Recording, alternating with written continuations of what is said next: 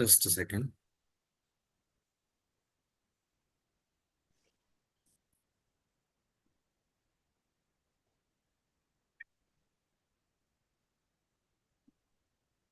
All right, so live stream is started.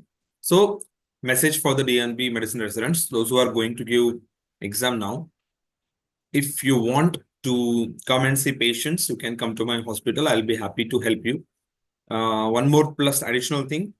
Today is 11th, right? So probably around, I guess, we can do that on 17th or 18th. Okay. Neurology OSCE video I can give, no problem. I will give you neurology OSCE video also. I've already recorded that. And I've already given the annotated PDF, right? So mostly you can watch it, video also, it's all right. Okay, systemic examination, yes. Systemic examination video, yes. I will try to conduct that. What I can do, so already I have shot for the abdomen.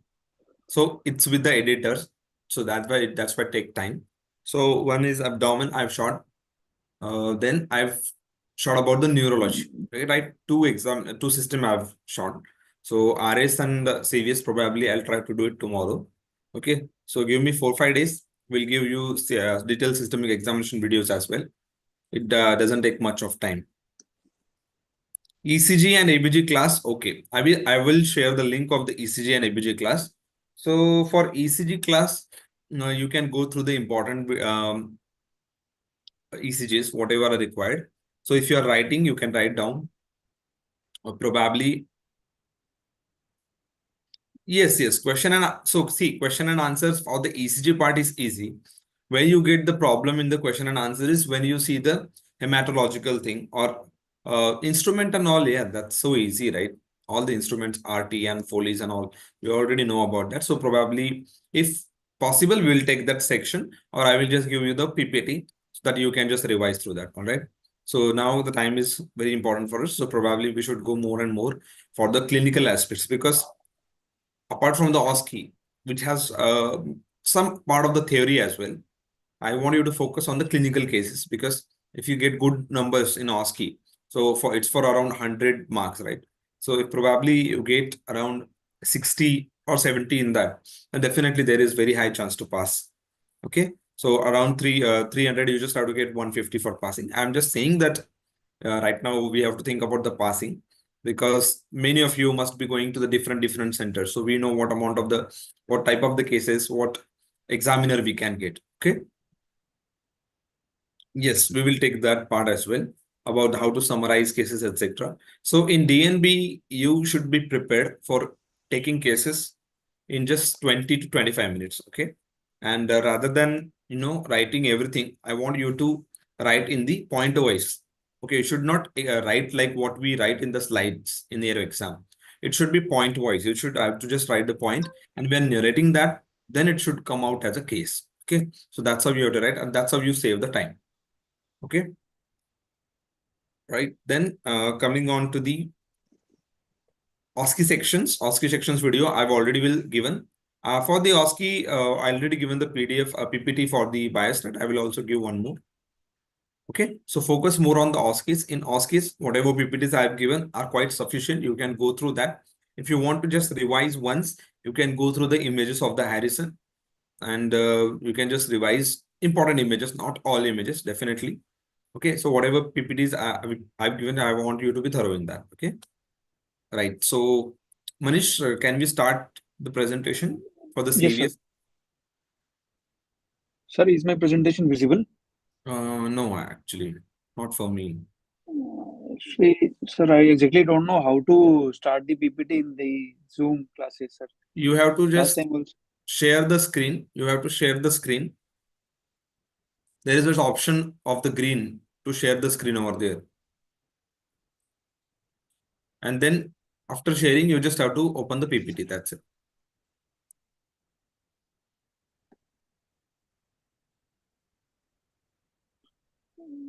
Yeah, drugs and all. Yeah. This is so basic drugs, like whatever came for the instrument, etc. So these are again not very majority of the marks depend on that part. But yes, you should know the major important antibiotics. You should know important yeah, statistics video I will give. Don't worry. I've already recorded that. I will give you the video. Important drugs: insulin, antibiotics, antihypertensives, ARNIs, ARBs, ACE inhibitors. These are all antihypertensives. Okay. Your dapagliflozin. Okay. That is SGLT2 inhibitors. If possible, if your center is very good, you can get Ozempic also. Okay. Or you can get any other GLP-1 analog. Okay. So make sure you read all these important and commonly used drugs. Manish, are you able to share? No, sir, I'm not getting that green option. What you are saying, sir? Okay, let me see just once. I will Yes, sir. just put to co-host.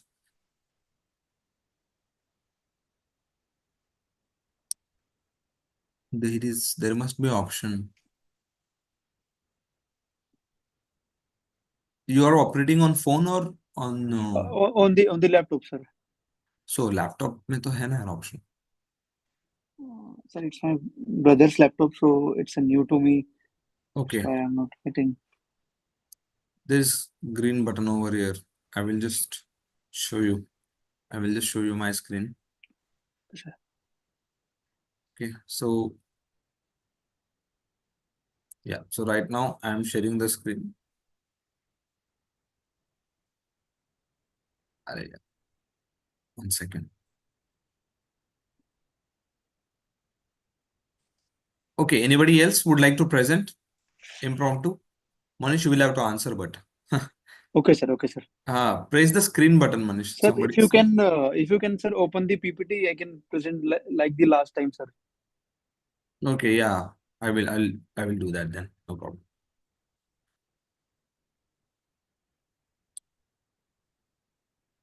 Okay, I will present the PPT. Just a second.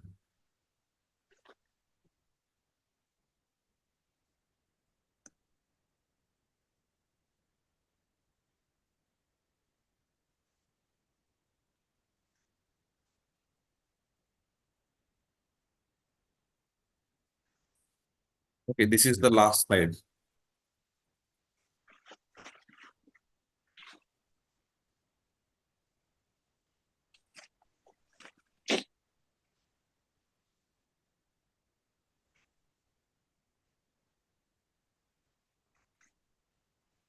Okay, so I think we can start. Yes, Yes, sir. Good evening, sir. I'm yes. presenting a case of Mrs. XYZ, 40-year-old female, homemaker, resident of Washigaon. She belongs to the lower middle class according to the modified Kupuswamy scale, and she is Hindu and Mhm. educated up to 8th standard. And date of admission was on 4th March 2020. Okay, She presented to us with sibilants of breathlessness since 2 months, chest pain since 1 month, and palpitation since 1 month. Mhm. Then my patient was apparently well 2 months back when she started developing breathlessness, which was insidious in onset and progressive in nature. It was initially was on climbing the stairs, like the 2 flights of stairs, and now has progressed to an extent that she feel breathless even on doing the routine works like the washing clothes or the washing vessels. That means the dyspnea has progressed from the NYHA grade 2 to NYHA grade 3. yeah, sorry. Sorry, class NYHA class 2 to class 3. Yes. Okay, so on the basis of chief complaint, again, the same things they will get repeatedly ask you about the breathlessness. Okay, let's see if we go level up, just a level up, right? So what are the main causes of breathlessness you are aware about? Sir, there can be the respiratory causes like the pneumonia or the pneumothorax and other like pleural effusion, massive pleural effusion. So go by Then system there, by system. Yeah, go with the system. It's system. First here, CVS is the case, right? It's looking like CVS, breathlessness, okay, chest okay, pain, okay, okay, palpitation, everything okay, is sir, there. okay. Sir. So go with the So system. Yeah. okay. First are the cardiac causes like the heart failure, Hmm. secondary to any ischemic disease, or the valvular heart diseases, or then there can be cardiomyopathies can also present with breathlessness. Then mm, aortic dissection can present with that. The Aortic vascular causes. dissection with the The, breathlessness is quite yes. unusual. Okay. Okay. Now go to Then the the yeah, somebody guys, you want to answer? So this is basic question, and this type of question only you'll get for the exams. Okay. Only with these professors are quite senior, so they judge you on the basics only. Okay, because they know. Right. So make sure you know about the causes of the breathlessness, right? So sir, cardiovascular then causes includes coronary artery disease, pericarditis, pulmonary embolism can also be considered as cardiovascular. Okay, then can be cyanotic congenital heart disease, secondary infections. Okay, in case of pericarditis or in case of myocarditis, you can feel. Okay, and most importantly, heart failure. Okay, that is very important, isn't it? A non-cardiovascular, if it is associated with chest pain, then you can have causes like pneumothorax, tension pneumothorax. Okay. Then if it has patient has cough, then it can be COPD, cyanosis and all that can be associated with the COPD. Okay. So these are the major causes. Now, what is paroxysmal nocturnal dyspnea? sir, paroxysmal nocturnal dyspnea is like the a patient whenever he or she sleeps, she has to wake up after 2 to 3 hours to take a. She become dyspneic and she wants to take a deep breath and it's and So this she mechanism you can get. Okay. So this is yes, called as the occurrence of the dyspnea during the sleep. Okay. That is nocturnal dyspnea basically. It commonly yes sir, seen after patient goes to sleep after 2 to 3 hours of sleep. Okay. Why yes after sir. 2 to 3 hours of sleep? Sir, because of the REM sleep. The REM sleep comes about after 2 to 3 hours, sir. Because of the REM sleep, the catecholamines levels increases in the body. That leads to the tachycardia, and that increases the interstitial congestion, pulmonary Okay. congestion, and that leads to the dyspnea, sir. Okay. I think my camera is getting off. There is some issue with that. Anyways, some internet problem. Maybe. So now, most importantly, what do you think? Is PND very specific for the cardiac Sir, disease? We already is discussed this. So let's PND is quickly go specific, through sir. this. Yeah. So PND is specific, sir. yes, PND is specific. And what commonly does it indicates? What thing it indicates? The left heart failure. Not necessarily. Okay. It can be because of the mostly left heart failure. Yes, you're right. But it can be associated with the mostly pulmonary vascular or hypertension as well. Okay. Pulmonary Yes, hypertension can yes, also be one of the common link associated with the PND. Okay. So it is mostly occurring because of the interstitial edema. Yes. And sometimes due to the intra-alveolar edema as well. Okay. What is the difference? So interstitial means in between the space of the alveoli. Okay. That type of edema, and intra-alveolar means like this. Okay. Depending on the what is the cause. So what is the most common cause of PND among the valvular heart disease? sir. The MS. MS, yes, yes, yes. Mitral stenosis, right. Okay. That is the most common cause. Along with that, other valvular heart disease can also show this. Plus your dilated cardiomyopathy, coronary artery diseases, heart failure. Okay. So these are one of the like other structural diseases that can be associated with this. Even when the right ventricular failure usually occurs, PND doesn't stay like that. Okay. So as I said, that it is mostly because of the pulmonary venous hypertension, because of the LV failure. Okay, that PVH occurs, pulmonary vascular venous hypertension occurs. Okay, but whenever you have right heart failure, this usually PND disappears. Okay, not is seen in the mostly right heart failure. You don't see this. Okay, so that is about the PND. The pathogenesis, as you already told, that it can be because of the sympathetic drive, right? And also can be because of nocturnal arrhythmias or even dreams can induce this PND. Okay, so this is very important for your exams. Now, what are the grading of the dyspnea? Sir, grading of dyspnea is we have different classes. Like for the non-cardiac causes, we have the MMRC grading. Then for the cardiac causes, we have the NYC classification. Okay, so tell me. Then, sir, the NYC classification states it has 4 classes. Class 1 is the patient is having some heart disease, but is not dyspneic at ordinary activities. Then Okay. in class 2, it is the patient feels dyspneic even on there is slight limitation in doing the ordinary activities. Then in the class 3, there is a marked Limitation is the limitation. important word over here. Hmm. Then in the class 3, there is marked limitation in the doing the ordinary activities. Then if the patient is unable to do any ordinary activities and he or she is dyspneic even at rest, then it is class 4. Yes, that is NYHA 1, 2, 3, 4, depending on what activity, what limitation is there. Okay. So in grade 1, you don't see much limitation. Okay. There is no limitation. I will just, if I can write down over here, I don't know. Okay. So just give me a second. I will start sharing this in my note. Okay. OneNote, so that I can write side by side so that you guys will get that PDF as well, right? Just a second. So I don't know why this always happens.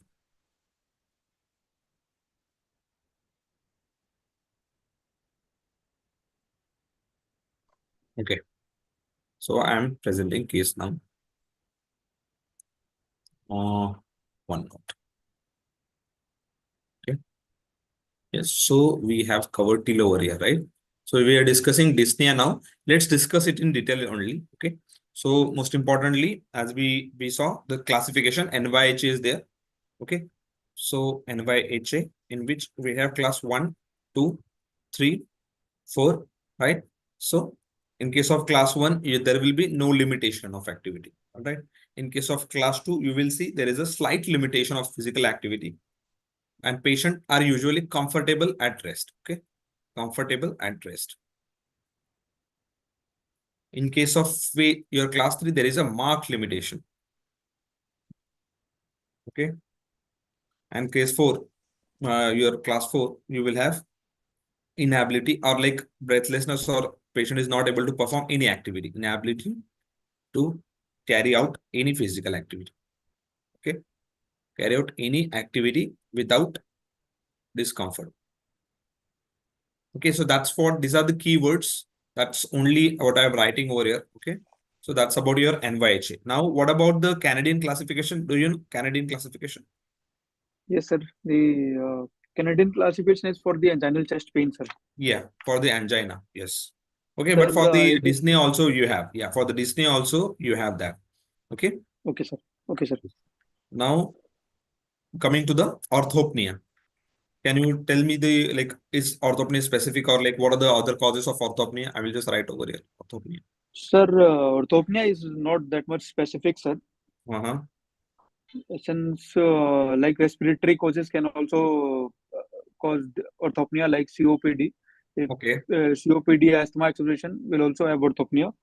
Then Mhm. obesity, even a gross ascites will cause orthopnea, sir. Yeah. So based on the, so yeah, this is like, as again I told, go system wise. Okay, go system wise. Orthopnea can Okay, be sir. because of either CVS causes like heart failure, etc. Okay. Then in case of GI causes, in cases of, if you have ascites, massive ascites, etc. Okay. Then in case of COPD also you can see. Okay. Pulmonary causes. If you go talk about the pulmonary causes, if you have COPD, that can also show this. Okay. Then in case of if you have any diaphragmatic paralysis, okay, diaphragmatic paralysis, then also you can see. Okay. Diaphragmatic paralysis also can show this type of orthopnea. Okay. So these are like, as you know, it is not very specific, and unlike your P&D, it is quite not right and specific. Okay, that is about the orthopnea. Now, what is the mechanism of the orthopnea? They can ask this question also. Sir, it is due to the increased venous return. It is due to the increased amount of blood that heart cannot accommodate. So there is left ventricular failure leading to the orthopnea, sir. Yeah, mostly it is associated with the subsequent increase in the RV output. Okay, and already there is a LV failure. Okay, so there is Yes, an sir. increase in the venous return. Whenever there is an increase in the venous return to right heart, Okay. And your left heart already you have LVF. So that can trigger this type of symptoms of orthopnea. Okay. And that increases the pulmonary venous congestion. Okay. That is the basic logic behind that. Okay. So that is about the orthopnea. Right now, do you know what are the dyspnea equivalents? Do you know this? Yes, sir. Yes, Sir, can you? dyspnea equivalents can be the syncopal attacks, the nausea, even nausea can GI symptoms like nausea and vomiting. Okay, Then, that's mostly, yeah, okay. Go ahead. sir, mm, sir, are the angina equivalent similar to the dyspnea equivalent? No, no. You're talking about the Sorry. angina equivalent. Yeah, you're talking Yes, sir. about the angina equivalent. So dyspnea equivalent includes the different types of dyspnea, like nocturnal Okay, dyspnea, okay, sir. Okay, or if sir. you're Okay, having sir. Okay. asthmatic attacks, etc. Okay. Yeah. I So know that some of can, them, sir. yeah. Okay. So that is basically your dyspnea equivalent. Along with that, can you tell me where do we see trypopnea? What is trypopnea? Sir, trypopnea is the I think last if time the also patient, discussed. yes, sir, if the patient feels breathlessness on changing the position, sir, Yes, on in one the lateral position. the Okay, lateral not position, changing the sir. position. Yeah, if there is a breathlessness only in the lateral position, can anybody tell me what is the cause for this? Sir, What is any the cause? tumor can, any Tumor lung tumor. plop is the finding. Okay, tumor plop is not the answer. It is the finding. Atrial myxoma. Yes, somebody has mentioned atrial myxoma is the answer. Okay, LA myxoma. LA atrial myxoma is one of the cause for the trypopnea. Okay, so here basically there is a or there can be a thrombus also. LA thrombus can also be there. Okay. So what this will do, this will obstruct the flow of the left atrium, and because of that, there will be no proper passage of the blood, causing this type of breathlessness. Okay, that is typically seen in the lateral position. Now, what is platypnea? You guys know this platypnea is easy. Sir, platypnea is opposite to the orthopnea. The patient feels breathlessness on sitting or standing. Yeah, upright position. You can tell like that, upright position. Okay, so if patient is breathless in upright position, that will be your platypnea. Okay, so these are some of the things associated with this. Okay, right. Now coming to the if patient is taking squatting position to relieve the symptoms of breathlessness. Okay, so in breathlessness, mostly you see aggravating and relieving factors, basically relieving factors, what we are discussing right now. So if it is getting aggravated with the activity, that means there can be failure. Because of that, there is a functional limitation of the activity will occur, definitely. Or if patient is taking any uh, steroids or any other drugs, along with that, if patient is so talking about the relieving factors, if patient is taking diuretics, symptoms can get better. If patient is taking NTG, basically NTG, that can also feel make the patient better. Then what are the other relieving factors? Suppose if patient is having cyanotic heart disease, patient can directly do squatting, etc. Okay, so that can also relieve the patient's symptoms. So that's all about the important parts about the dyspnea. Okay, now your patient had what other things? If completes. Sir, Palpitation is the also there. chest pain So and the yeah, chest pain palpitation. is there and palpitation is there. So chest pain, I think it's quite common and we already discussed it so many times. Okay, so talking about the chest pain, causes are divided into the 3, 4 causes, right? Most Yes, sir. common is your GI causes, then your musculoskeletal causes, okay, then Cvs causes, okay, and then other causes in case of pulmonary infarction or something like that. Okay, so this can be GI causes in form of GERD, etc. Right? Musculoskeletal in the form of costochondritis or Tate syndrome. Okay. Then CVS in the form of your coronary artery disease or not even NSTEMIs of that. Right? Pulmonary in the form of pulmonary infarction, Pulmonary pulmonary embolism, the causing pulmonary infarction, or even pulmonary embolism itself can show, or tension pneumothorax. Okay. What is the one more cause which is very common in the young adults or young girls or the students who are going for exams? anxiety, sir. HOCM. No, no, no, no. Anxiety. Yeah. Chandana, please remove this annotation. Please don't do annotations. Sorry, guys.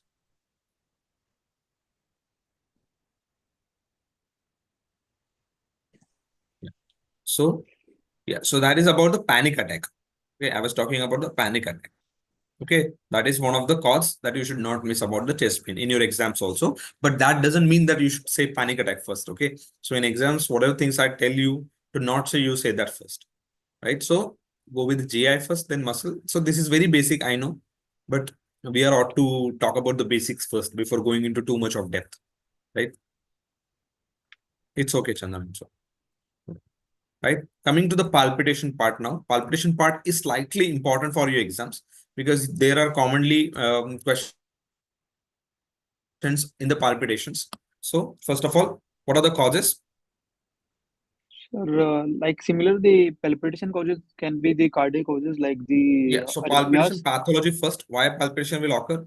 Okay, so pathology, whenever there is any structural change in the heart. Okay, if there is a structural change in the heart, like for example, your RA size, RV size, okay, LAV size, if anything is enlarged, or if you have, so that is about the structural pathology or rhythm abnormality. Second would be around rhythm abnormality. So if you have either brady, very much brady, or if you have tachycardia, mostly in the tachy you will see. Okay, so in tachy again, if you have atrial or supraventricular, same. Okay, then in case of ventricular, you have ventricular tachycardia, ventricular fibrillation. Okay, that can be few of the causes for the your palpitations. Okay, now depending on the palpitation, what all things we have to see, that is very important. Okay, so Sir, the pattern of the palpitation. Yes, the onset progression, yeah, and then the ODP, aggravating, onset duration progression. Then then the aggravating factors yes, nature or character the first, nature of the nature, palpitation. correct? Okay, nature character, then Whether it's regular aggravating or and relieving irregular. factors. Okay, aggravating and relieving factors. Okay, And and lastly, associated symptoms. So this yes, is like for all, it is same, right? Okay. So now talking about the acute onset palpitation, what are the causes for the acute onset palpitations? sir, acute onset palpitation can be due to the cardiac causes like the arrhythmias, Yes, like the atrial mostly fibrillation and arrhythmias. the other. uh, Mostly Then the arrhythmias, or very important than that, commoner than that, anxiety alcohol. attack. Okay, anxiety attack or panic attack. You know, that is one more common even than CVS calls. Okay, so apart from that, Alcohol can cause okay, that alcohol, palpitation. no, not likely. Okay, if you are saying DCMP, then that's chronic palpitation. Okay, we are having discussion on acute palpitation over here. Atrial fibrillation, paroxysmal atrial fibrillation. Okay, paroxysmal AFib or PSVT. Okay, any form of other arrhythmias. Okay, that is included in the arrhythmia. So in exams, I would say rather than going in talking just directly to the blanket term like arrhythmia, you can go from atrial ventricular. So yeah, that Okay, sir. feels, the examiner feels that you're telling number of the causes. Okay, so that's there. Along with that, your CAD, coronary artery disease, etc., can also show palpitation. Now, what are the causes for persistent structural heart disease? Can be one. Okay, structural heart disease. Then And the or your valvular heart diseases. Okay, valvular heart diseases like AR, MR. Okay, all the like hyperdynamic type of circulation, you can have palpitations. Yes, anemia, very important. anemia, Somebody's mentioned that. hyperthyroidism. Yes, anemia, hyperthyroidism. These are all hyperdynamic circulations, right? So that can be few of the causes for that, Pregnancy. right? These are the mostly persistent. Even cyanotic heart disease, etc., rarely because of again structural damage. Because of the cyanotic heart disease, either you can see LVH, RVH, etc. in this patient. So that can be cause. Okay. Now, non-cardiac causes apart from this can be AV fistula. Again, one of the hyperdynamic circulation. Okay. Yes. Okay. So the next slide, I'll go to the next slide now. We are just on the chief complaints only. Yes. So go ahead with HOP now. Okay, sir. And the patient was apparently all right 2 months ago when she started developing breathlessness, which was insidious in onset and progressive in nature. It was initially on climbing stairs, like 2 flights of stairs, and now has progressed to an extent that she feels breathlessness even on doing the routine activities like washing clothes and vessels. That means she has progressed from NYC class 2 to class 3. Hmm. Hmm. Okay. Right. Next slide. Yes, sir. The patient also gives history of breathlessness at night, because of which she had to wake up frequently 2 to 3 times and go and open the window. That means history of PND since 20 days. Then patient also complains of chest pain since 1 month, which is insidious in onset, progressive in nature, and pain is localized to the precordium near the midline. That means the retrosternal pain, and is of constricting type, and it is non-radiating in nature. It aggravates on exertion and relieves on rest.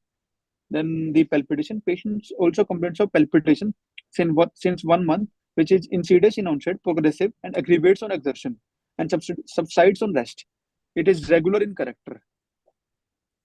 Okay. So what do you think? What will be the cause of the chest pain in this patient? Sir, since it's regular in character, sir, so it is unlikely to be arrhythmia, sir, atrial fibrillation. So most probably, it is due to the either the tachycardia or the any high outputs due to the any high output state, sir. Chest pain. I'm talking of Oh, chest pain. okay, sorry, sir. No problem. The chest pain can be due to either due to the any ischemic cause, can be due to any ischemic cause. Then this the valvular heart diseases like AR and AS can present with chest pain. Then Exactly. So your answer should be there will be supply demand mismatch because of underlying pathology. There can be some structural changes in the heart, most probably LVH. We are not sure. Okay, you can say that. And whenever there is a hypertrophy, there is a supply demand mismatch because there is a reduction in the diastolic flow where because coronaries get perfused during the diastole. Okay, so that should be okay, the apt answer. Okay, no problem.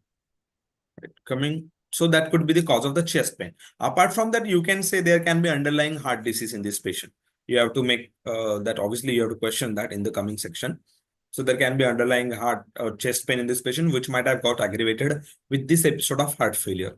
Okay, so that can be an acute, or you can say this is unstable type of angina, right? yes, sir. Okay, yes. Which are valvular disease? Which are valvular disease can show chest pain? Sir, AS and AR can Mostly present with chest AS. pain. Okay. Mostly AS. AS usually again because of the supply demand mismatch, you can see that. Yes. Now go ahead. Sir, there is no issue of breathlessness in supine position, that means orthopnea. No issue of breathlessness in sitting position, that means platopnea. No issue of swelling of feet. No issue of cough with expectoration. No issue of wheeze. No issue of recurrent fevers. No issue of Mhm. hemoptysis. No issue of hoarseness of voice. And there is no dysphagia and syncopal attacks history. Okay. So history of orthopnea is not there, but history of PND is there, right? Yes, sir. So what does this signify? Sir, that means the disease is in the milder state. In the since the orthopnea Yeah, is means more. basically, yeah, patient is basically not having congestion of the lungs. Okay, you can say that there is no pulmonary congestion. Yeah, NYHA class 3 is there. Okay, so patient is in the progression towards the Progression. HFrEF. So right now, orthopnea is not there because the gross type of pulmonary edema or gross type of interstitial edema is not there. Okay, so it's mainly because of the structural changes of the heart on and again because of the supply demand mismatch patient is getting breathlessness during the sleep in only not otherwise. Okay, Yes, sir. PND equivalence पता है तुम्हें? Do you know PND equivalence? PND mimics or PND equivalence? Sir, nocturnal asthma, sir. Asthma Yeah, that can be one more. can Post nasal drip, GERD, yeah, and nocturnal asthma or asthmatic attack. Asthma is almost like attacks are usually nocturnal only. Okay, then talking about the swelling of the foot. What are sir, the it's what are the like if it is heart failure, where do you see swelling first occurring? Sir, if it's the right heart failure, then the swelling of it represents the right heart failure, sir. Hmm. No. Means like in like Sacrum, sir. any progressed heart failure, you can see swelling. There's no doubt about that. Okay, but overall, I'm just talking about the overall thing. Okay, yeah. Then cough expectoration for the LRDI, you must have asked. Wheeze is for asthma. Recent fever. What is the indication for asking recent fever over in this patient? Sir, infective endocarditis, for the Yeah, risk of infective yeah. endocarditis. So what is the diagnostic criteria for the infective endocarditis? Or like how Sir, the the patient usually presents? We will go to the diagnostic criteria later words. But how the patient presents? Sir, patient can present with the fever with the history of multiple injections on the same day. Then there can be the signs of infective endocarditis like ocular nodes, and that will we will see in the examination, sir, Yeah, in the history. that's like not the the diagnostic feature, or you can say inclusive feature. Mostly patient will have fever, that is important. Okay, and that fever is mostly pyrexia of unknown origin. Apart from that, there can be The either onset change in the palpitation. murmur, okay, change in murmur, or there can be change in echo finding, okay, Yes, sir. of the earlier heart disease, whatever is there. Okay, so this is the classic presenting feature of the infective endocarditis. Now, what is the criteria we use for the infective endocarditis? The Duke's criteria, sir. Yes, so we'll go to that in detail afterwards also, no problem. Okay, now let's go. So hemoptysis for what? Sir, for the valvular heart disease like mitral stenosis, sir. Okay, hemoptysis. Okay, right. Even pulmonary causes, etc. That also we can rule out. Okay. Yes, sir. Hoarseness of voice. Sir, due to the LA enlargement can press the recurrent laryngeal nerve, Okay. can produce the hoarseness of voice. Yeah. And the other Laryngeal tumors, involvement. Dysphagia. bilateral tumors. Again, because of the These, same. And yes, sir. syncope is there. Okay. So syncope we have already discussed in the last. So we're not going into details of that. Right. Coming to the HOPI. So this is the summary basically on the basis of HOPI, I guess. Can you read this quickly? Yes, sir. The patient presented with aggravation of her long-lasting exertional breathlessness without wheeze for years. She does not remember exact timing and date of onset. That is the dyspnea on exertion was insidious in onset. To begin with, it was not limited to her routine activities, but used to appear only on the strenuous or unaccustomed activities. Then it gradually progressed over several years. Then her dyspnea gradually builds up proportionately with the level of activity and reliefs on taking rest. Then it persisted same way for quite long time, for the many months and years. Then she had sudden aggravation of dyspnea since last 2 months to the current stage of dyspnea with limiting her routine household activities. And there is no history suggestive of orthopnea. PND is there, sir. Yeah. So that's we already discussed this stuff. No problem. Right. Past history. Yeah. Yes, sir. There is history of frequent episodes of fever, sore throat, and joint pains in childhood, which relieved on medication prescribed by the local doctor. Then there is similar episode. There is Hmm? similar episode 9 years back for which she was admitted in hospital and then started on penicillin injection every month. Then there are two uneventful pregnancies. There is no history of diabetes mellitus, hypertension, blood transfusion, and TB.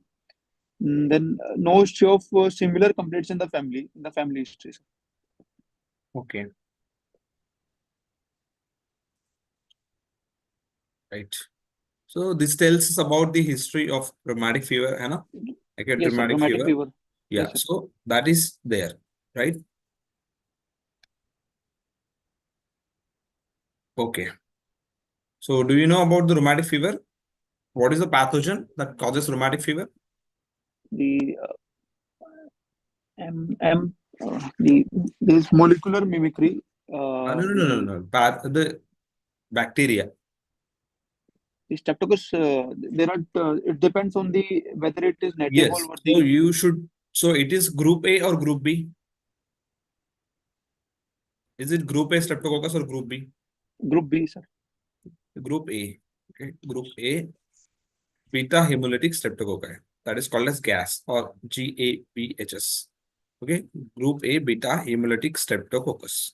So that is the causative agent. Okay, so that is the first thing. And after this infection, you will see rheumatic fever first, right? And after this rheumatic fever, you can over a period of time, over a period of 10 to 20 years, you will see the development of the rheumatic heart disease.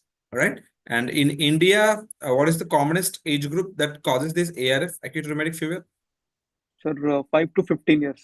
Yes, 5 to 15 years. And around what age you can see RHD? So Sir, around 5 to maybe 15 years, you can see this. And what about the RHD? Around what year? What age? around, sir, middle age, around 40 years, 30 to 40. Yeah, usually around 40 years. But in India, as early as 20 Early as, years also, we can see this. Okay, 20, 30 years also, we can see this in the Indian population. Okay, so that is very yes, sir. important part. Now we already covered the symptoms of the rheumatic fever. Okay, can you just tell me the criteria for it? Yes, sir. It is the modified zones criteria, sir. Okay. It consists of the major and the minor criteria. Hmm. Then and it depends on the whether it is a that means Highly prevalent area or not? Huh? high prevalent area or the low prevalent area. Then the Huh. major criteria includes the carditis, arthritis, and the Sydenham's chorea, erythema marginatum, and subcutaneous nodules. Then the minor criteria includes the fever, that is more than 38 degrees Celsius, 38.5 degrees Celsius in the the low risk, and 38 in the high prevalent areas. Then arthralgia, then elevated ESR, Okay. and So that is your minor criteria or major criteria? these are the minor criteria, sir. हाँ तो major बताओ. Major are the carditis, Yeah, then the arthritis, myocarditis, the carditis, arthritis, chorea, then erythema Sydenham chorea, marginatum, and and subcutaneous subcutaneous nodules. nodules. Okay, that is very important. So we've already spoke about this, right? So what is the most common out of this? The Okay, arthritis. most common arthritis है कि carditis है? The I think carditis is most common, ना? carditis, sir. Carditis. है ना? Most common is obviously carditis. Okay, so which valve is common to involve? First valve to involve? The mitral valve, sir. Yes. So mitral is most common. Okay, mitral is most common. Around 70% of the times you can see mitral involvement. Okay, 70%. Then comes mitral plus aortic, and then third is Aortic. aortic. Okay, and which is usually spared? The pulmonary. Tricuspid. Tricuspid, Pulmonary sir. is, yeah. Tricuspid.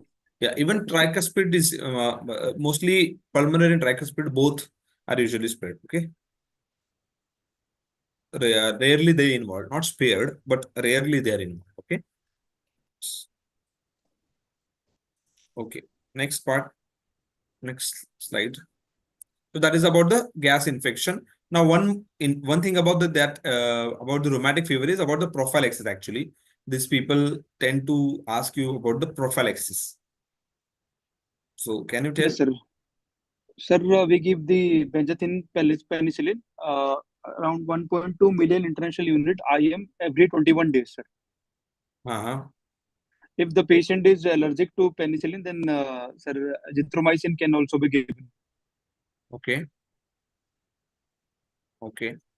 Then, what is the duration? Sir, in India, should be given up to lifelong, sir. Then it depends on the presentation of the at what stage the Presentation or patient has depends on the duration. carditis component. Okay. Or residual heart disease component that we can say, right? Rheumatic fever Yes, sir. plus if patient has carditis. Yes, sir. Then we have to give as per the WHO guidelines lifelong. Okay. And as per the ACC or American Heart Association guidelines, at least Okay. 10 years. Okay. At least 10 years or up to 40 years of age. Okay. Then if RF is there with carditis and no residual heart disease. Okay. Carditis is there here. Residual heart disease is also there. Residual heart disease is also there here. RF is there, rheumatic fever, plus carditis is there, but no residual heart disease. Okay. RHD or residual heart disease is not there. Then what? Then 10 years 10 years. 10 years. minimum or 20 up to 21 years of age. Okay. And according to WHO, around 25 years. Okay. Then if RF is without carditis, then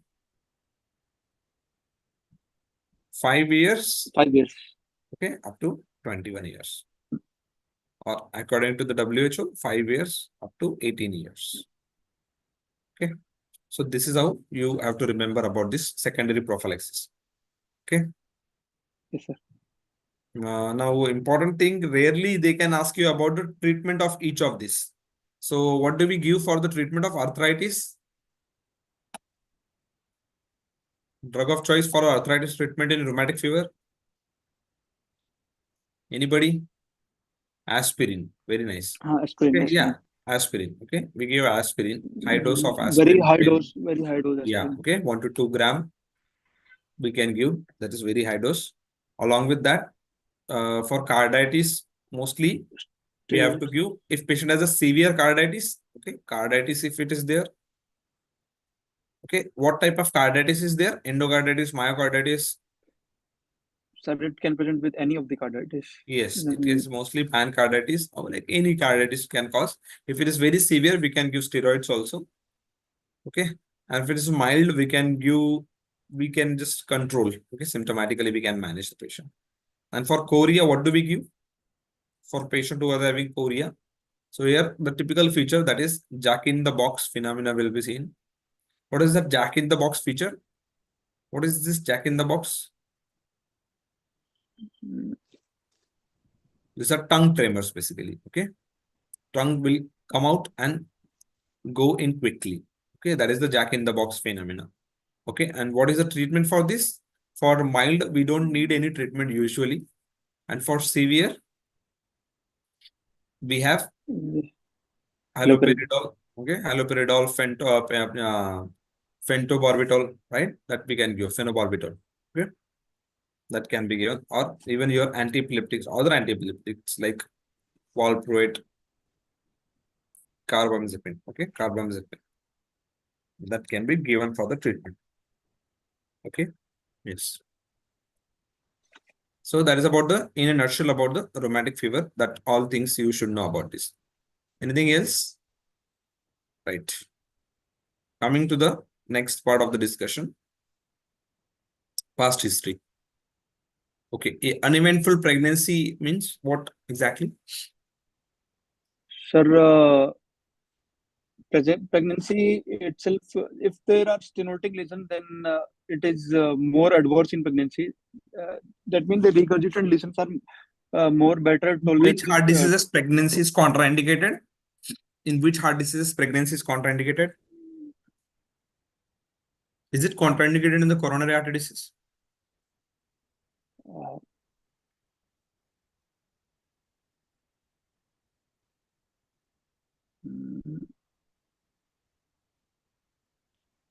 Very nice. Maybe a relative contract. Yeah, in acute coronary heart disease, definitely. Okay, over a period of few, if you have done any procedure over a period of 1 year, you should not advise the patient. Okay, that's not absolute contraindication. But apart from that, pulmonary artery hypertension, severe pulmonary artery hypertension. Okay, then Eisenmengerization of the congenital heart disease. Okay, that is one of the contraindication. Okay, apart from this, HOCM, that can be one of the contraindication. Okay, yes. Yeah, obviously, if there is a early episode of the peripartum cardiomyopathy, then also it is contraindicated. Very nice. Somebody has mentioned that in the chat section. Okay, so this type of question, based on your history, you can get. Right? What is significance of family history in case of your case? Sir, Is there any valvular heart disease that is running in the family?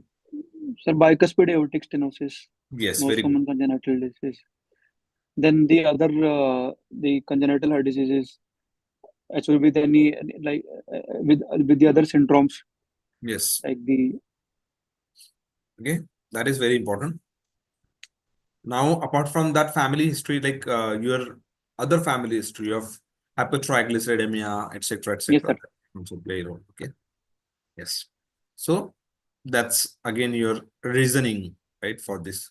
So this is medical history, whatever drugs she has taken till the date. So rheumatic fever query, penicillin injection का history है. For infective endocarditis, daily 5 to 6 injection for long hospitalization period has been there, right? So she has already had infective endocarditis also, है ना? Then Yes sir. previous CCF, edema, orthopnea, fatigue, 5 to 7 days she was hospitalized. Diuretics were given. Previous cardiac investigations, interventions, and previous MI is also there. Okay, so this is significant, very important history. Now, what are the medications she's taking? Go ahead.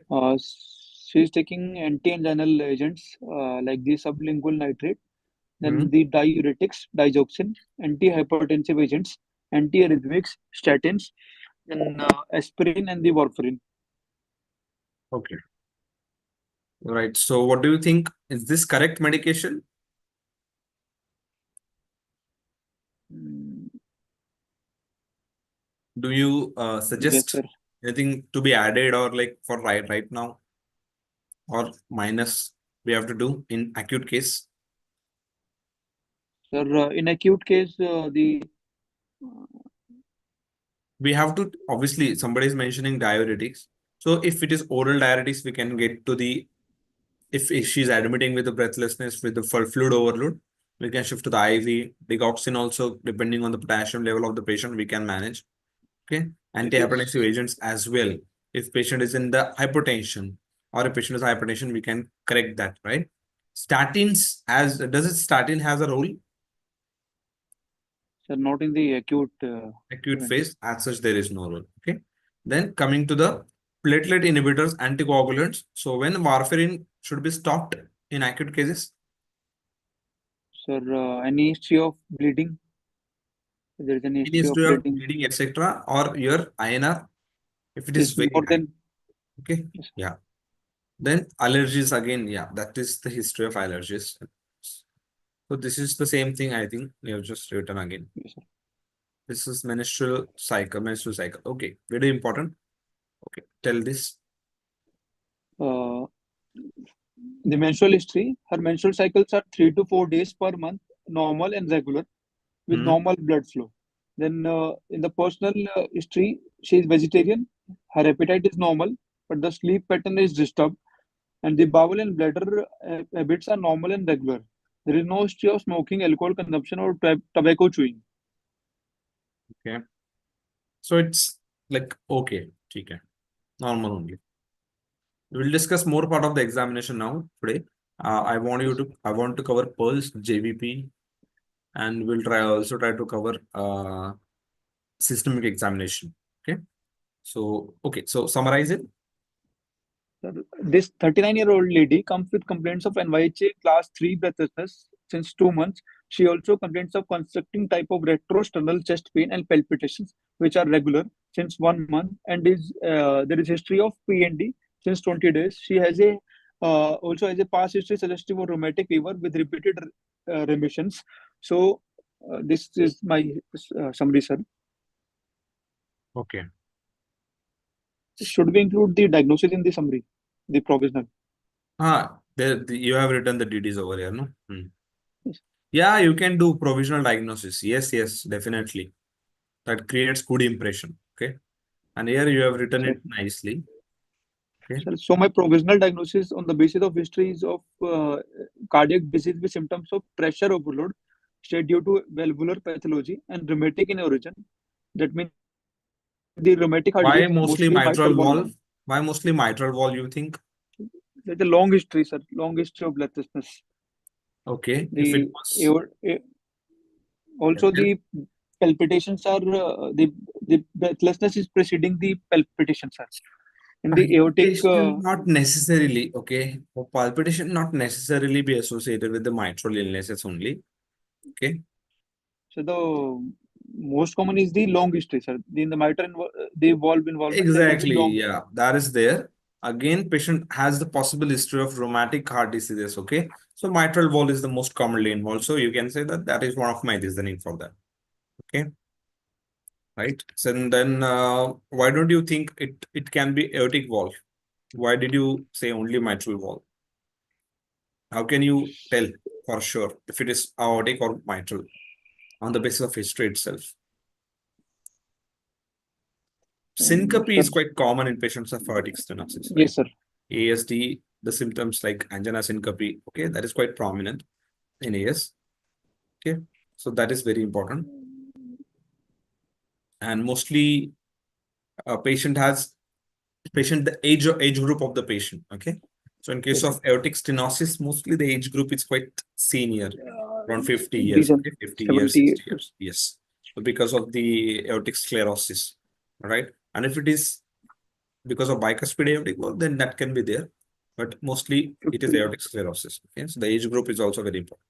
Somebody wants to add anything? Okay, so that's how we have to deal with the questions. Sir, Okay. I have one doubt, sir. Uh-huh. Since there is also history of, sir, chest pain and palpitation, sir. Uh-huh. Sir, if someone says that why it can't be aortic, the Yeah, so that's the logic behind that. So syncope is quite prominent in the aortic causes. Here there is no syncope, and there is a history of chest pain in the past as well.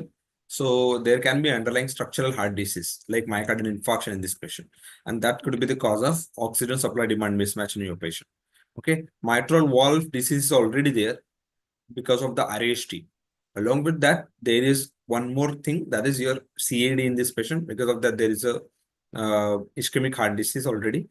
Plus, your patient has infective endocarditis. Okay. So, moreover, you can say the probably mitral valve is involved. Okay. Not mostly. To go safe in examination, I would say go with probably mitral valve involved. Okay. yes, So always go based on the examiner's perspective. You will get to know about the examiner with one question or 1 to 2 questions itself. He wants you to be very confident. Then you go on being confident in your exam. If he wants to be play little safe, then play safe. Okay. If he gives okay, like, sir. oh, you say it's mitral valve, why not aortic valve? Then don't make same mistake again while narrating this. Okay. Then always say this probably, probably, probably. Okay. So yeah, you have to definitely manipulate the case. Okay. So your DDs for this symptom can be left atrial myxoma, porch whiteum, ball wall thrombus of the left atrium, atrial septal defect. Okay. ठीक है. So this is the history again. Coming to the physical examination. Okay.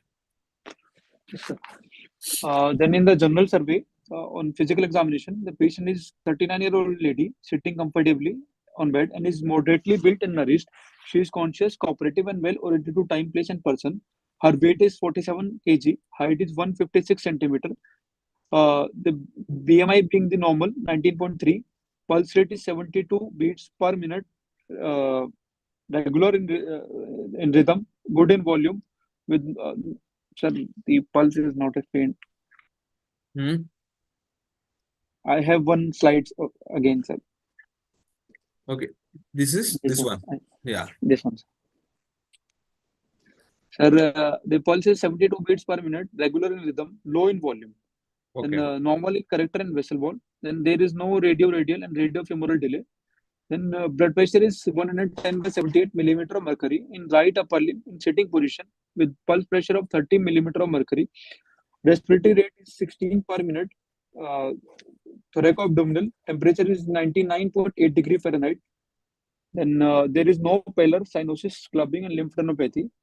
There is mild bilateral symmetric non-tender pitting pedal edema. Then JVP is not elevated, no abdominal jugular reflex, liver is non-tender, and no signs of infective endocarditis like Osler's node Janeway lesions, and the sorry, Okay. Splinter emerges, etc. is not there. Okay. yes, sir. So let's quickly discuss the pulse. Okay. right? So what they can ask in your exam about the pulse is about, again, how to normally describe the pulse, etc. Okay. So as we have described, rate, rhythm, Rhythm, right? volume, Volume, yes, volume, character, and vessel wall. right? Then quality, character, The or quality, same thing. Then radio, radial, radio radial and radio RR, temporal delay, RF peripheral delay. vessels. Okay, if peripheral pulses are there or not. Okay, and here you can add a condition of the vessel wall. Okay, condition of vessel wall, or I'll just write it at the last. Okay, condition of the vessel. So where do we check for the rate rhythm? The radial artery, sir. Okay, this is mostly checked in the radial. Volume and character. Carotid artery, sir. Okay, character. Yes.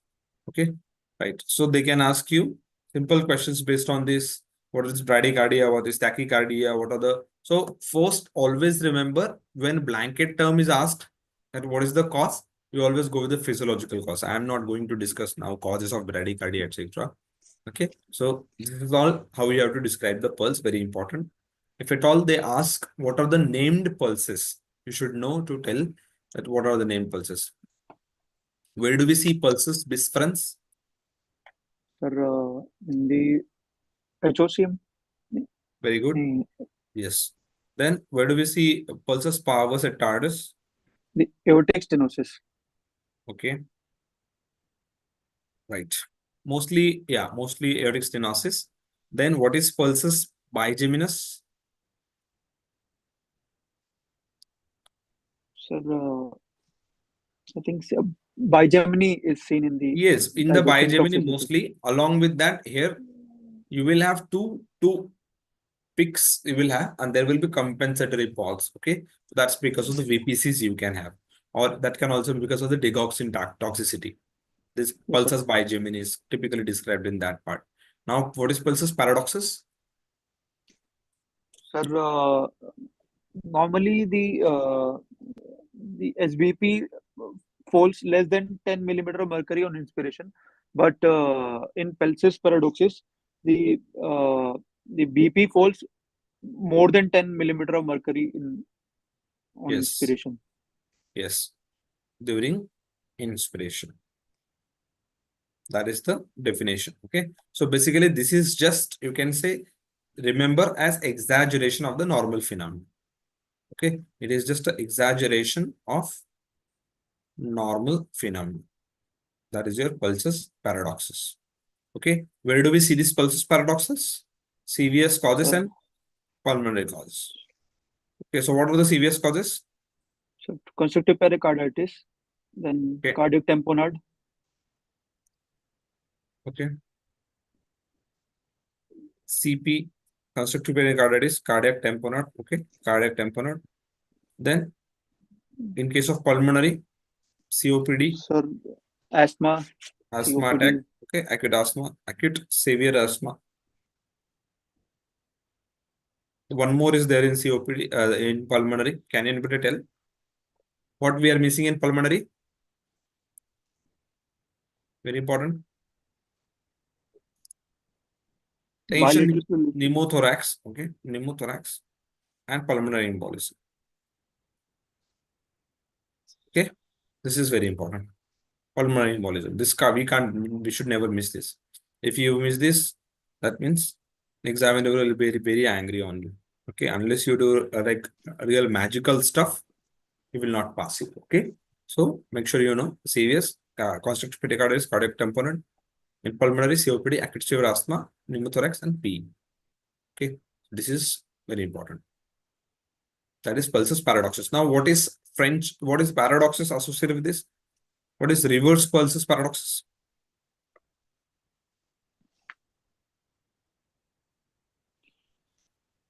Sir, increase in the BP on inspiration. Yes, there is a increase in the beat. Okay, increase in the pulse pressure. Okay, and where do we see this? HOCM. Okay, HOCM. You can see this along with that. Even in patients who are having complete heart block, etc., that is AV dissociation. In case of AV dissociation, you can have this. Okay. Right. And in which cases of constrictive pericarditis? So this is also one more question commonly asked in exams, is like, in which cases of constrictive pericarditis you will not be able to see pulsus paradoxus. Large ASD. Yes, very important. Large ASD. Okay, that is important. Yes. Along with that,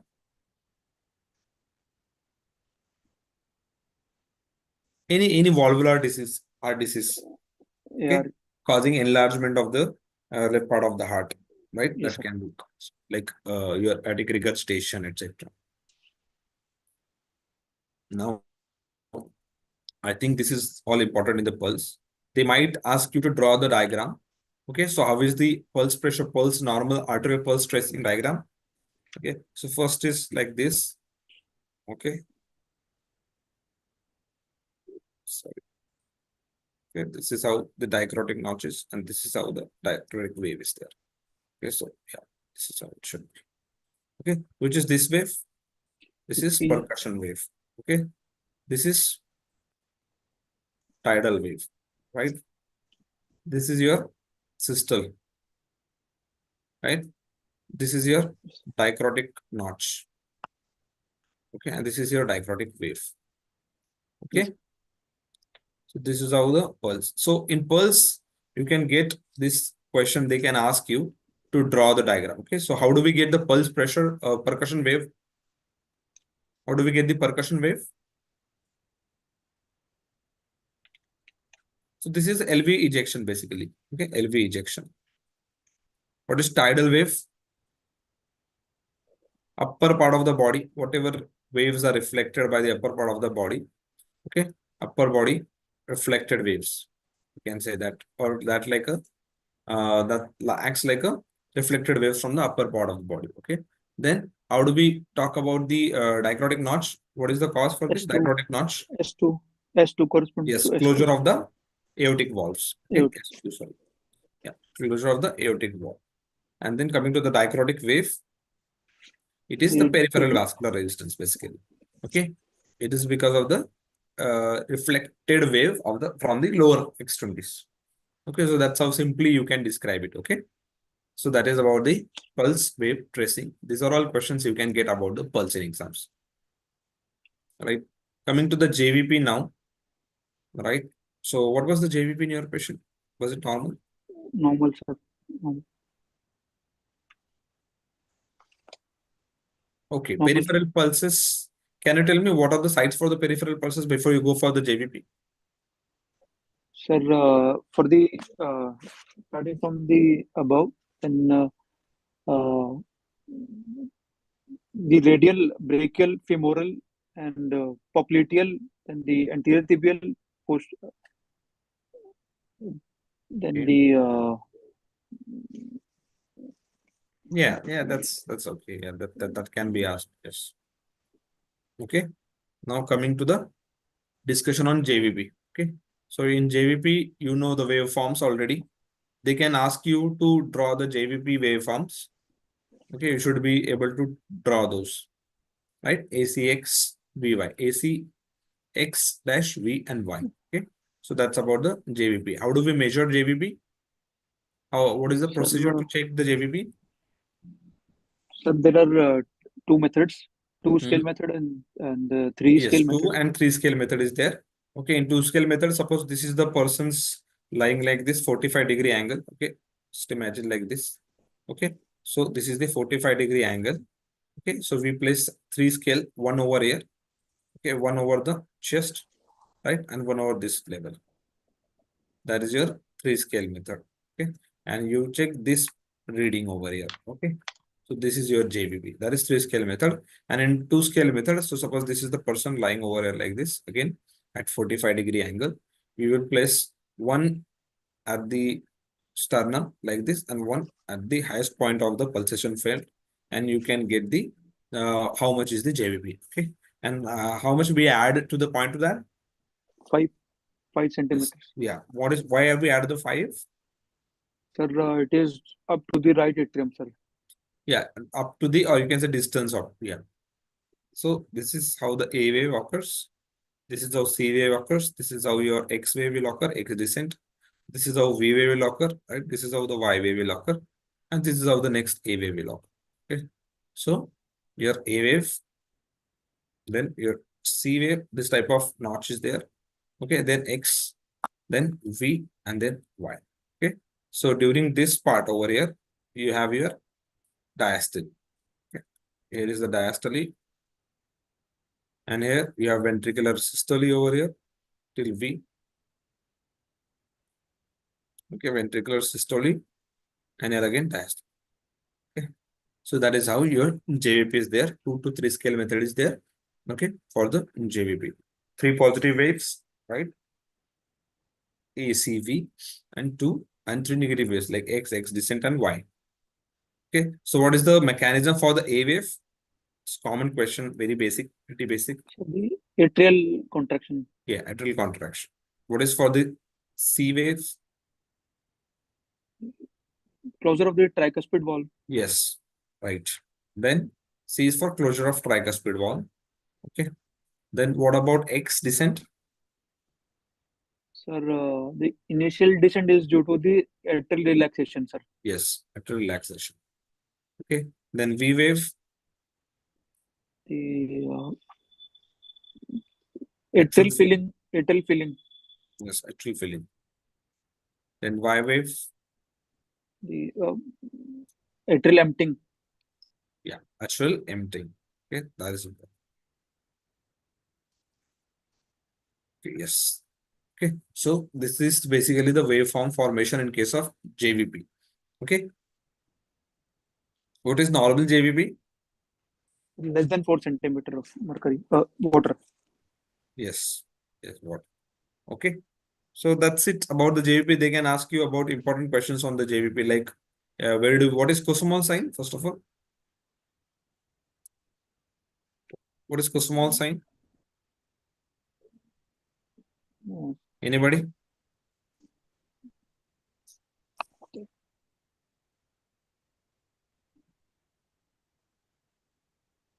Increase in JVP. Very good. Inspiratory increase in the JVP. That is Kussmaul sign. Okay. Normally during inspiration, JVP should reduce, and here if it is reduces, that is called as, yes, paradoxical JVP, or you can say Kussmaul sign. Okay. And where do we see this Kussmaul sign classically? Constrictive pericarditis. Yes. Okay, I will write over here. So if there is increase in JVP during inspiration. Okay. Yes. I'll just think.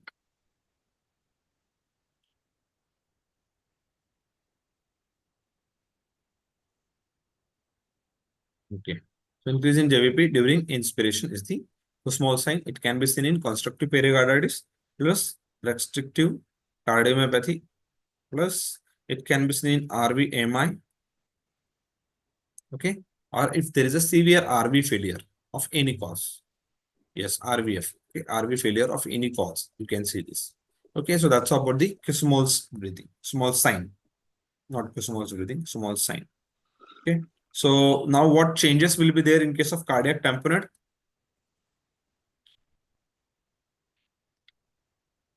In case of cardiac tamponade, what changes will be there in the JVP? So the So I will write the JVP will AV be elevated or reduced first of all. elevated, sir. Elevated. Yes, JVP is elevated. So mainly this patient has X descent, which is very sharp, and Y descent is present or Slow. absent? Absent. Yes, Y descent is not there. Okay. Okay, that's about the cardiac tamponade. So that is one more important. And then constrictive pericarditis, you can get question on that. In CCP, mean JVP is elevated or not? Will be there, sir. Mean JVP is elevated. Okay. There is sharp X descent also over here. Okay. Along with sharp Y. Sorry, sharp Y. Okay, sharp Y, not sharp X. Sharp Y, then sharp X. Okay. Then there will be Kussmaul sign, right? Kussmaul signs will be positive in this, as we have already seen. Okay. In case of constrictive pericarditis, restrictive cardiomyopathy, you can see that. Okay, so these are all features of the typical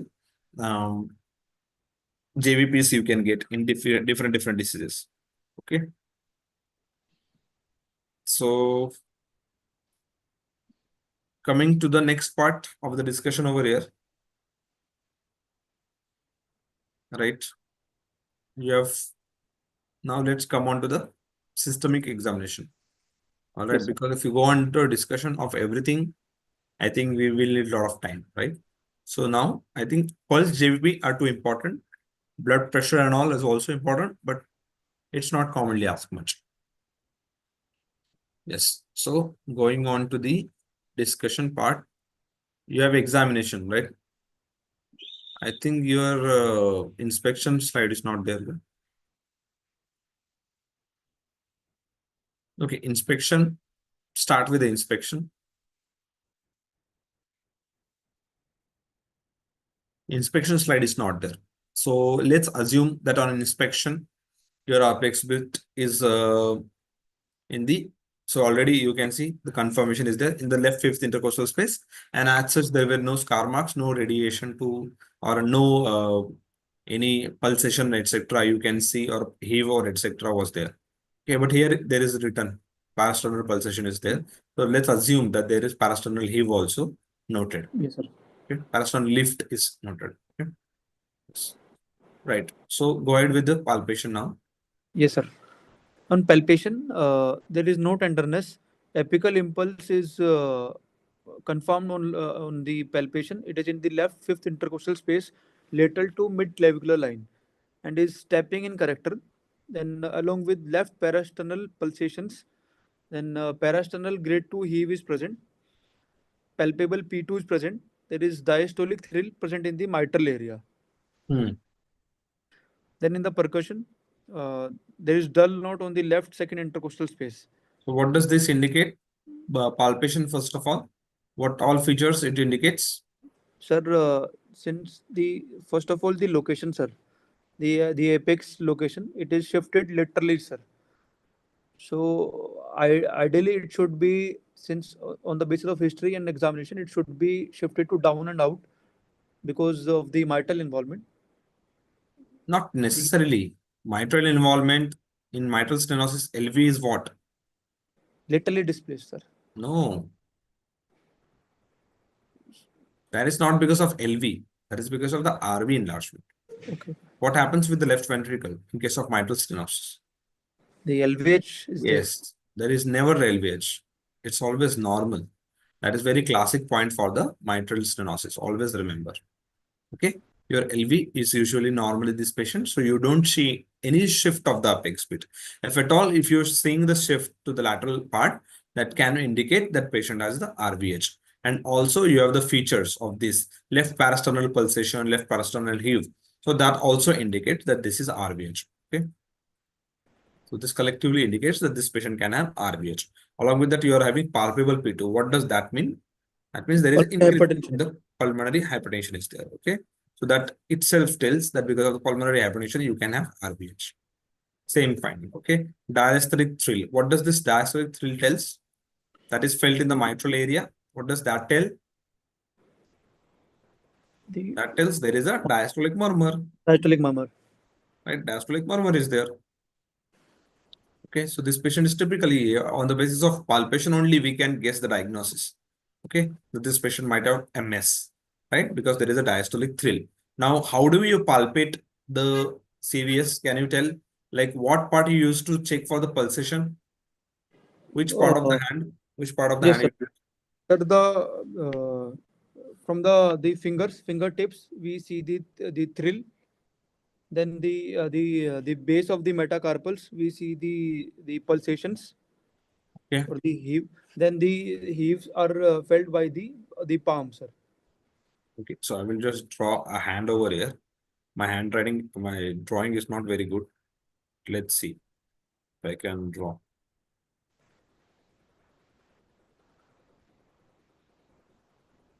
Right. So this is this is not very good, but still it's okay, I guess. Okay. So this is what. the part of the hand, okay, over here. This is used for The thrills. thrills. This fingers, Fingers pulp are of for the thrills. fingers is for pulsations. Okay, and this basal part of the hand is used for Heave. heave. Okay, so that's how you differentiate. Okay, so pulsation, you use tip of the fingers, then thrills, then heave. Okay, so this is very important for your exams also. Okay, so we start localizing with that. And what is the role of this ulnar border of the hand? Also for the parasternal heave. Parasternal heave, and to localize the apex bit. Yes, sir. Okay. Yes. So now can you tell me what are the types of the apex bit? Sir, normal apex beat is, sir, firstly the normal apex beat. Huh? So normal apex beat is in the fifth intercostal space, Hmm. slightly middle to the mid clavicular line. Then it enclosed in a one intercostal space. Then the abnormal apex beats can be either the tapping type, the hyperdynamic type, or the heaving type, or the heaving or sustained type, or the double apex can be there. Then नहीं normal क्या क्या रहता है normal बोलो ना पहले normal, sir, it is the downward and the how lowermost part. how many intercostal space One how much intercostal, centimeter is there normally how much one intercostal space intercostal space, yeah or around 3 centimeters okay that is your normal apex bit it is located in which space normally fifth intercostal space, in the slightly middle to mid clavicular yes, line. yes. And now in this patient it's lateral to the mid clavicular line that means it is shifted laterally right That so what should be the duration of the normal apex bit I think I can write it over here okay. So apex bit normal should be in the left fifth intercostal space. Okay. Then should be medial to mid clavicular line, as you mentioned. Okay. How much medial? 1 to 2 centimeter middle. Yeah. Okay. Then about the extent less than 3 centimeter, or you can say one intercostal space. Normally one intercostal space. Okay. And how much should be the duration normally? How much percent of the 50% of the systole? systole, less than 50% of the systole. Around 50% or less than, yeah, mostly less than 50% of the systole you can have with this. Okay. So that is the normal apex bit. Now, what is tapping? Where do we see tapping type of apex bit? This is common question. So let's see The that absent apex bit can be seen in physiological or pathological cases, right? Physiological or pathological. Physiological in the form of a patient is very fatty. Okay, if it is apex bit behind the rib, then you can see this. Okay, if patient is having barrel chest type of chest in case of COPD, emphysema, etc., then you can see. Okay, so physiological in the form of in the case of fatty patients or fat or obese patient, and pathologically in the form of if there is pericardial. yeah. Okay. So obesity is done. Then if it is behind the rib, okay, behind the rib. Now pathologically, Pericardial effusion. very important. Pericardial effusion is very good, important. Okay. So these are some of the causes for the absent apex bits. Okay. And in dextrocardia, you can get on the right side. Right Okay. side. Yeah. Right. So coming to the other types now. Let's see first one by one. Tapping apex bit. Sir, seen in the mitral stenosis. Yes. Then hyperdynamic apex bit. Sir, seen in the What does hyperdynamic means? First, tell me that. sir, the amplitude and the duration is increased, sir. Yes, and occupies how many spaces? Sir, more than one. Yes, that is also important now. Yes, Okay, sir, more so than it one. is increase in amplitude, duration is increase. Okay, More than 50%, sir. more than One two-third of less the than systole. Okay, duration is more than one-third or more than two-third. Okay, around more than 50% it will occupy of the systole. Okay, then it occupies more than one intercostal space. Okay, so these are the features of the hyperdynamic apex spin. Now, what are the causes for that? Sir, the volume overload conditions, sir. Yes, And LV, aortic, particularly, not RV, LV volume overload. That is important. Okay, LV volume overload. What are the causes? sir, AR, MR, aortic regurgitation, mitral regurgitation. Yes, AR, MR, okay, VSD. That can be causes of volume overload, right? And physiologically, in which patients you can see this type of, if patient is very thin, okay, if Anemia. patient is thin, if there is any chest wall abnormality, or if patient has a high output disease, okay, hyperdynamic circulation or high output is there. Okay, if there is a disorders of high output. All right. So that is about the apex bit. Apex bit. Okay, then heaving apex bit. One more apex bit is left. Heaving. When do we see this Sir, heaving? it is similar increase in the amplitude and more than two-third, but confined to one intercostal space. It is due That to the is, pressure yeah. overload conditions. Yes, that is very important point about the heaving apex bit, that it is confined to the one intercostal space. Okay. Then what are the causes for heaving apex bit? Sir, the pressure overload state, sir, like the aortic stenosis, the hypertension. Yes. More than two-thirds of the systole, it can be there. Okay, and it is confined to one intercostal space usually. Okay, so it can be, heaving is typically associated with the pressure over. Okay, so what are those examples? HOCM. AS, aortic stenosis. Yes, AS, very important. First, it will go with the AS, then HOCM. Okay, yes. Okay, so HCM. Then, in case of coarctation of aorta also and hypertension also, you can get pressure. Okay, so these are some of the causes for the heaving apex bit. Now, where do we see double apical impulse?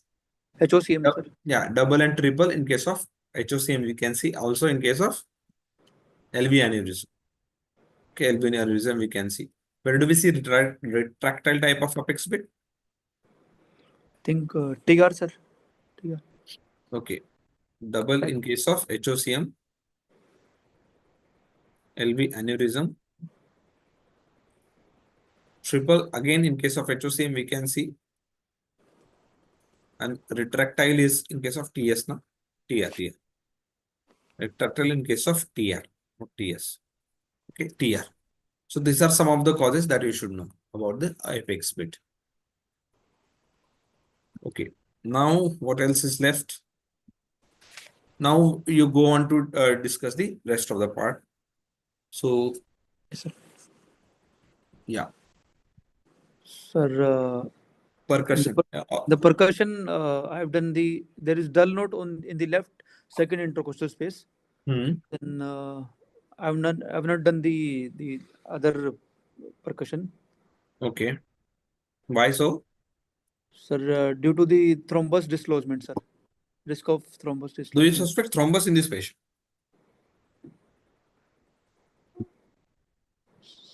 How was your pulse? The pulse was regular, sir. Then why do you suspect thrombus in this patient? Sir, there was history of fever, infective endocarditis. Fever. No, sir, there was history of infective endocarditis. Okay. Patient also has palpitation, etc. But see, that is not necessary in contraindication for the percussion. Okay. If you have proven irregular heart rate, then that's okay. You can't do because patient is having AFib. So it will be better. There is the underlying clot. But okay. See, in exams, they will not fail you for this, that you are not done percussion. Never they will fail you. They will ask you 5 questions on that. And if you are able to answer, they will pass you. Okay? Like what just studied. Okay.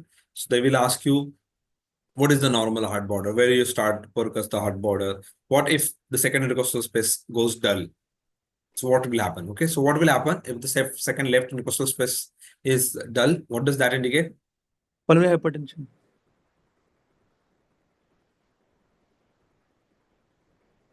Not pulmonary hypertension.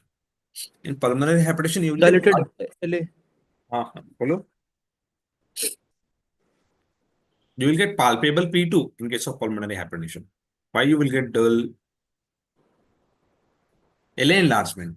LA enlargement, yes, sir. Okay, LA enlargement, pulmonary artery dilation, and somebody's mentioned, but no, LA enlargement mostly. Okay, that is one of the common cause for this. Okay, so that will tell you on the percussion, and that's how you can understand cardiomegaly, etc. Coming to the auscultation now. Yes, sir. Yes, So go ahead. first heard sound is loud in the mitral area, and there is a low-pitched rumbling mid-diastolic murmur, best heard in the left lateral position with bell of the stethoscope. Hmm. Then opening snap is heard in left lower parasternal area with the diaphragm of the stethoscope. Hmm. No other sounds like S3, S4 or tumor plop is heard. Then in the tricuspid area, there is normal S1 and S2, and in the pulmonary area there is normal S1 but loud P2. Then in the aortic area, the S1 and S2 is normal, sir. Okay, so okay, normally S1, S1. So see, you have to go area wise, S1, S2 heard, or you can go heart sound wise. Okay, S1 in all the areas. S2 and then You the can, no, better to go with the area wise only. Okay, okay, sir. so always start with the mitral, tricuspid, pulmonary, and aortic. Very nice. Here you have written properly. Okay, so mitral, tricuspid, pulmonary, and aortic. Okay, so pulmonary and aortic. So can you tell me, like you have already described the murmur, right? Low pitched rough rumbling, it's not rough, right? Low pitched rumbling mid diastolic murmur, best heard in the left lateral position with the bell of the stethoscope.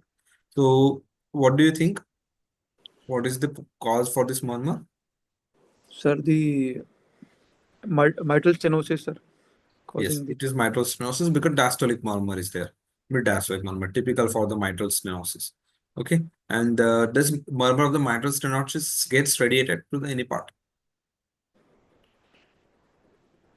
Does MS murmur gets radiated? Hmm. No, no. No, sir. No, sir. Usually, no. Okay, not nowhere. And what about the murmur of MR? Sir, it radiates to the axilla, sir. Yes. What about the murmur of AR? Yes, it is a pansystolic murmur best heard in the mitral area. Yeah, radiates to mitral area and get go to the carotid as well. Yes, sir. Okay. What is the characteristic description of the aortic stenosis murmur? Sir, it is a Is it like systolic murmur or diastolic murmur? systolic murmur, sir, in the aortic Okay. area. Yeah. Systolic Decrescendo murmur. murmur are usually diastolic. Means like in case of AR. Yeah, decrescendo, crescendo. Okay, that is very important. Okay, decrescendo, crescendo. Is it harsh? Is this Hard, is sir. yeah? So that is murmur, harsh, loud murmur. Okay, crescendo, decrescendo, high pitch murmur. Okay, so that is a classic description. We will cover auscultation in the next part as well in a separate form. Okay, because it is again big topic, S1, S2, everything. Right? You don't have S3. What is the cause for S3? Sir, heart failure, sir. No, no, not heart failure. LV failure. Structural. So the structural cause is the passive filling of the How S3 occurs? Rapid it is atrial filling. And why rapid. S4 occurs? S4 is due to the atrial contraction due to the active filling of the ventricles. Active filling of the ventricles. Okay, atrial kick. Okay, that is correct. Now, what is tumor plop? So that is again one of the sound we already discussed, atrial myxoma. Okay, so first will be S1, then S2, then OP Then will the be there, or what will be there? sir first will be S1, then there will be clicks, the ejection Yes. click. Then there Yes. will be the S2, sir. Sorry, Then snap, snap. snap is after S2 only. Okay, okay. S2, then snap, then S3, and then S4, sir. Yes. Your opening snap is there, then tumor plop is there, S3 is there, and S4 is there. Okay. Yes. Right. So that's all for this case. This is the other system examination. Is this any significant? No, sir. It was normal, sir. The abdominal examination was normal. It was non-tender without any organomegaly. On respiratory system examination, normal vesicular bed sounds are heard on the all areas. And in the CNS examination, the higher mental function, motor, sensory, is normal, sir. What is your diagnosis? Sir, my diagnosis is there is something on the slide, sir. I'm unable to see. Okay. This is your chat box. This is chat box. I was seeing messages. Mhm. Okay. Uh, Sir, my diagnosis is it is a case of acquired rheumatic heart disease, most probably mitral stenotic, which is in sinus rhythm, complicated by pulmonary hypertension, but there is no evidence of congestive heart failure or infective endocarditis. Okay. No evidence. How can you tell that there is no evidence on the basis of clinical features, that there is no evidence of endocarditis? We can't say that, right? Okay, sir. Yes. Okay. You just say rheumatic mitral stenosis is there, pulmonary hypertension is there because loud P2 is there. Now, what do you think about this rheumatic heart disease or this mitral stenosis? Is this mild, moderate, severe? What do you think in this patient? Sir, since S1 is loud, sir, so it is mild to moderate, sir. It And will become. what about clinical features and what about the pulmonary hypertension? Do you Yes, see in mild, you will see pulmonary hypertension or no? yes, sir. Mostly it is But seen in the moderate. Okay. moderate, moderate. Yeah, mostly in the moderate you will see. So probably mitral stenosis with a moderate severity. Okay, this is the summary of the mitral stenosis, right? This is your annulus, this is annular leaflet, and this is your chordae tendinis. Okay, these are papillary muscles. Okay, these are the posterior leaflets. This is anterior leaflet. Okay, so in case of rheumatic heart disease, what is the pathology that occurs in mitral wall? There is this commissural thickening that occurs. Commercial thickening, yes. Okay, and what that typical character is called as, typical feature is called as, that wall appearance is called as fish mouth valve. Fish mouth follows. Yes, Yes. fish mouth valve. Okay, somebody's mentioned that. Okay, so the grading of the mitral stenosis, mild if area, valve area is 1.5 to 2.5 centimeter square, moderate 1 to 1.5, less than 1 severe, and less than 0.8 it's critical. Okay, patient will have all the symptoms in the world. Causes, rheumatic is the most common, congenital parachute, then ear prosthetic valve, parachute type of mitral valvulitis, that's called as. Then carcinoid, LA myxoma, LA valvular thrombus, quadrant. Okay, this is the future of the leaflet commissures. MS pathology. So as we discussed, there can be right heart failure, LA thrombi, etc. RV pressure overload is there, RVH is there. Okay, so eventually that ends up causing left heart failure. Okay, these are the signs. Tapping apex beat, JVP depends on if there's a failure or not. Loud S1 will be there, opening snap will be there. MDM with presystolic accentuation is there. So what does this presystolic accentuation means? Why does the PSA occurs in case of mitral stenosis? What is the cause for that PSA? What is the cause for opening snap and what is the cause for presystolic accentuation? Sir, the opening snap is due to the opening of the AV valves. Yes. Opening snap is an opening of the AV valves. But this PSA, presystolic accentuation, is because of before the systole, there is a sudden excursion of the valves downwards. Okay, because during that diastole. Okay, that is presystole, a last phase. Because of the increase in the pressure, there is sudden excursion of the valves, and that causes this PSA. And it is typically not seen in which patients? Atrial fibrillation. Yes, AFib, somebody is mentioned. Very nice, Sonam. Common question. Again, most of the time it is asked, so you should know. Okay, so that's all about the mitral stenosis, guys. Treatment is usually you can manage conservatively depending on the patient's symptoms. Again, if patient is quite symptomatic, then surgery is needed. Okay, chest X-ray appears typically like this. Left heart border is straight in this patient. Straightening of the left heart border again. Here you can see this. The RVH you can see over here in this. Similarly, over here, left heart border is quite straight. ECG will have P pulmonale, sorry, P mitral. Okay, P pulmonale is in the RVH, RA enlargement, not RVH, RA enlargement, and P mitral is typical for your left atrial enlargement. Okay, so these are the echo features. This is the treatment then. Okay, we already discussed the treatment. All right, guys. So that's all. This was extensive discussion.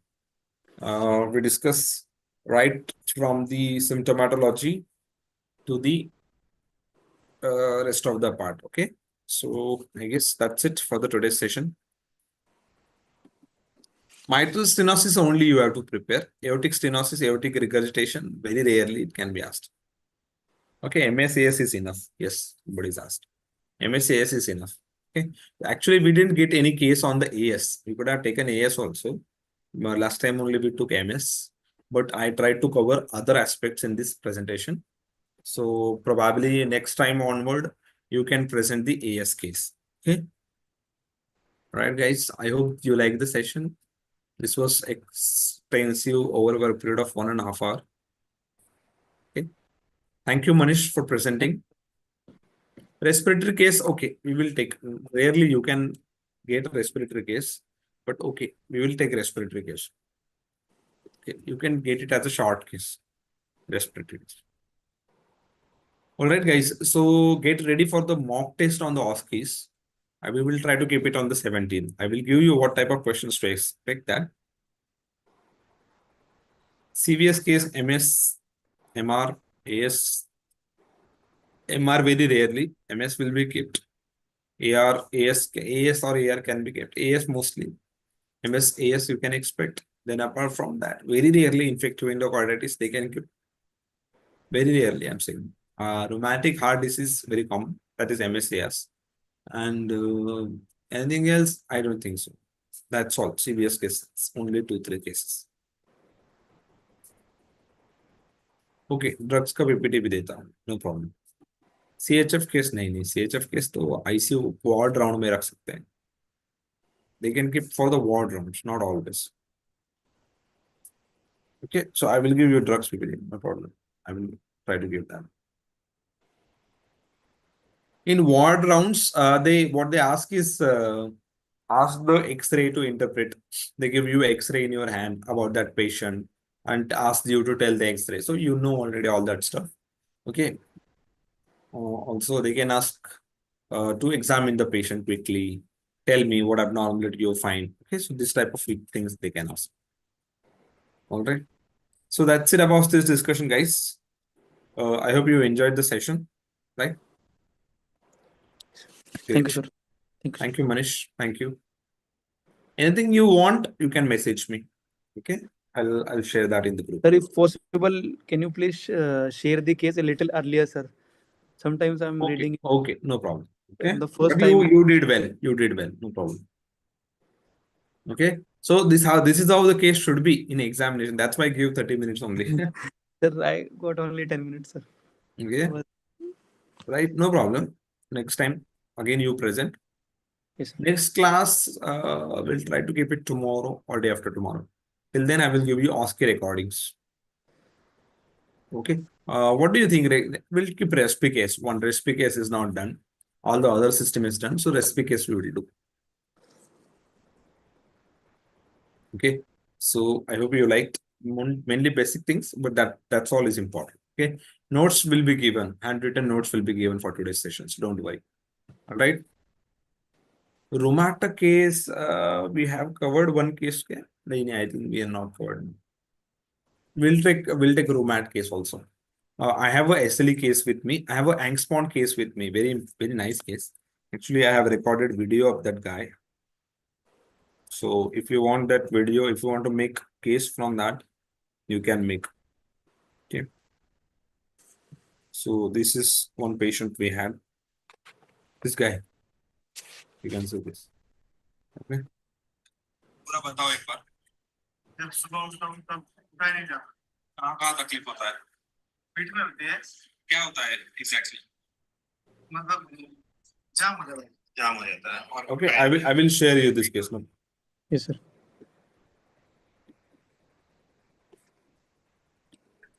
Okay. This is classic patient we had of AAS.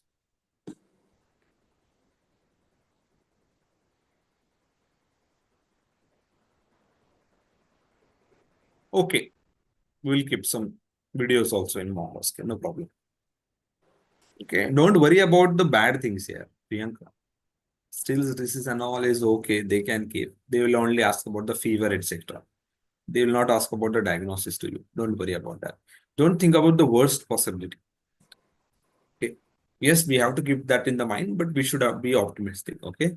So we can expect any case. So that doesn't mean like we can cover all the cases in the given period of time, right? We should, what we should cover is approach. Should cover how to approach symptoms. We should know how to approach general examination. We should know how to approach systemic examination. That is very important. And the reason why we are covering these cases is we should get. Is there any rule that we should get 50? What is this? Marks in the case presentation out of 100 marks. You will anyway get 50 marks. Okay. I am proud. I'm I'm happy to say that all of you will pass, no doubt. And all of you will get more than 50 marks. Okay. Because amount of the knowledge, amount of the questions you're answering, you will get more than 50 marks. Okay. So no problem.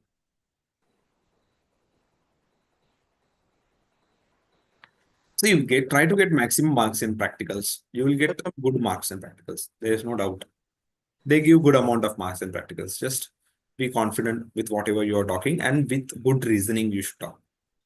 हाँ कुछ बोल रहे थे Manish? Yes. Yes, sir. Sir, sometimes we do blunders due to the either the misunderstanding or the नहीं that. करा, नहीं होता है ऐसे, नहीं होता है एग्जाम में, डोंट वरी. ओके, एकदम सोच के बोलना है. कोई क्वेश्चन आया है आपको, so take your time, think carefully and then answer whatever is been asked. Don't Okay. answer whatever is not asked to you. Okay, it's just as simple as it is. Okay, and start with common things first. Start with physiology first, then start with the pathology. Okay, we have this common habit in examination. We directly start with if somebody's asked for the causes for the heart failure, we start with MI. Don't start like that. Show the examiner that you know number of causes. So I will start physiological, like in patients of anemia, patients of pregnancy-induced heart failure. Then I will go into the other causes of the heart failure. Either it can be structural heart disease, or it can be arrhythmia, or it can be coronary artery disease, vascular causes. Okay, so go systematically. That's important. All right, guys. So that's it for the today's discussion. We'll share the recording and all. No problem. Thank you, sir. Yes. Bye bye.